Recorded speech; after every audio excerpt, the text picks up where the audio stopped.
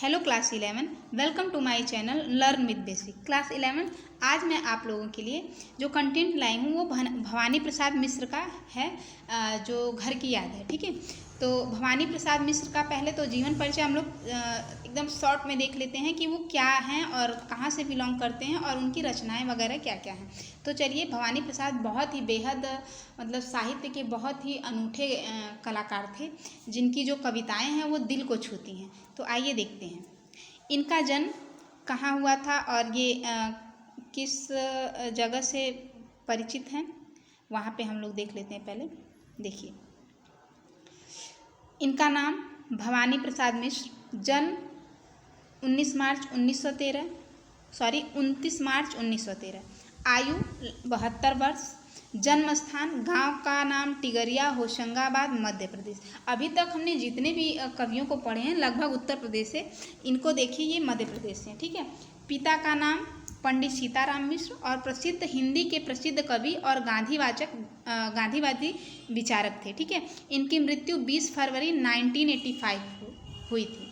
तो ये इनकी हल्की सी मतलब इनके बारे में हम लोग थोड़ा सा जान लें, वो चीज़ें हैं। अब आगे देखिए, आगे इनकी कविता है और जो बहुत ही मार्मिक कविता है। इस कविता को पढ़ने से पहले मैं थोड़ा सा आपको पीछे ले चलती हूँ, जहाँ पे ये कविता कब की है ये मैं बताने का प्रयास करूँगी, ताकि आप इसके भाव को समझ पाएँ। ये कविता उस समय की है जब भवानी प्रसाद मिश्र को जेल हुआ था, यानी 3 साल का उनको कारावास हुआ था। और क्यों हुआ था? असहयोग आंदोलन में इन्होंने मतलब बढ़ चढ़ के हिस्सा लेने का कार्य किया था। यानी इन्होंने गांधी जी से ये बहुत प्रभावित रहते थे, इनके पिता भी और ये भी। तो ये अपनी पढ़ाई को छोड़ के उस आंदोलन में कूद पड़े और जहाँ इनको जेल हुई। और जेल हुई तो 3 साल की जेल हुई, और वहाँ पे ये जब जेल में रहते हैं तो अपने घर की इनको बड़ी याद आती है। क्यों याद आती है? खूब पानी बरस रहा है और ये अपने घर को याद कर रहे हैं, अपने घर के लोगों को याद कर रहे हैं, और सबके बारे में कुछ न कुछ इन्होंने अपनी आत्मीयता जाहिर की है। तो ये किस तरह से याद कर रहे हैं, थोड़ा सा ये मैं गेय पद में आपको बताऊंगी, और थोड़ा सा ही बताऊंगी क्योंकि ज़्यादा बताऊंगी तो वीडियो बहुत लंबा हो जाएगा। आप लोग कहेंगे मैम कितना देर तक गा रही हैं। तो चलिए देखते हैं हम लोग थोड़ा सा। ये मेरी खुद की इच्छा है कि मैं इनके पदों को गा के और इनके उस अनुभव को महसूस करके बताऊँ। तो चलिए देखते हैं। आज पानी गिर रहा है, बहुत पानी गिर रहा है, रात भर गिरता रहा है, प्राण मन घिरता रहा है, बहुत पानी गिर रहा है, घर नजर में तिर रहा है, घर की मुझसे दूर है जो, घर खुशी का पूर है जो।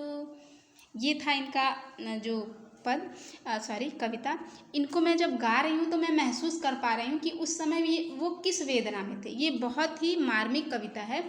यानी जो भवानी प्रसाद जी थे वो जेल में थे और उनको अपने घर की बहुत याद आ रही थी, और पानी गिर रहा है यानी इनका अंतर्मन भी रो रहा है। यानी ये बहुत ही भावनात्मक रूप से मतलब रोते हुए इस कविता को महसूस करते हैं और लिखते हैं कि आज जो यहाँ की स्थिति है, यहाँ पानी बहुत बरस रहा है, बहुत रात भर पानी गिर रहा है, प्राण मन घिरता रहा है, यानी घर मेरा मतलब हृदय जो है वो गंभीरतापूर्वक अपने घर की याद में घिरता हुआ चला जा रहा है, बहुत पानी गिर रहा है। और जो घर नज़र में तिर रहा है का मतलब होगा कि मुझे अपने घर पूरा मेरे नज़रों के सामने आ रहा है। जैसे हम किसी को याद करते हैं तो उसकी छवि हमारे सामने होती है, ठीक उसी तरह भवानी प्रसाद जी अपने घर को याद करते हैं तो उनके नज़र के सामने पूरा घर तैरता हुआ, यानी घर दिखता है, इमेजिन करते हैं उस घर को। घर की मुझसे दूर है जो, घर खुशी का पूर है जो। यानी कि वो बता रहे हैं कि वो घर जो मुझसे बहुत दूर है और घर खुशी का पूर है, और पूरा घर मतलब मेरे हृदय में है, मतलब मेरे दिल में समाया हुआ पूरा वो खुशी का पूर, यानी खुशियों का खजाना है वो घर। आगे देखते हैं। घर में 4 भाई, मायके में बहन आई बाप के घर, हाय रे परिताप सबके घर, घर के घर में सब जुड़े हैं, सबके इतने कब जुड़े हैं। चार भाई चार बहन, भुजा भाई प्यार बहन। अब देखिए इसमें क्या बता रहे हैं, यहाँ ये अपने घर के बारे में बता रहे हैं कि हमारे घर में कौन कौन लोग हैं और क्या क्या वहाँ हो रहा है।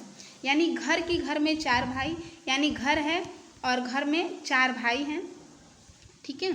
और मायके में बहन आई, यानी मेरी बहन जो है वो अपने भाइयों के घर आई हुई है। बहन आई बाप के घर, मतलब बहन अपने पिता के घर आई है। हाय रे परिताप के घर, लेकिन जब घर में मैं नहीं हूँ तो लग रहा है कि बहुत दुखी वातावरण है, यानी परिताप मतलब बहुत कष्ट हो रहा है। घर के घर में सब जुड़े हैं, यानी घर जो है, घर मेरा जो है बहुत अच्छा घर है और मतलब उसमें पारिवारिक प्रेम बहुत है, यानी सब जुड़े हुए हैं एक दूसरे से। सब की इतने कब जुड़े हैं, मतलब कि सभी एक दूसरे से जुड़े हुए हैं, सभी एक दूसरे के दुख सुख में सहयोगी होते हैं। चार भाई चार बहन, भुजा भाई प्यार बहन। चार भाई हैं और चार बहन हैं हमारे, और भाई जो है वो भुजाओं के समान है, यानी एक दूसरे का सपोर्ट करने वाले हैं। और प्यार बहन, और बहनें जो हैं वो ममता की मूरत हैं।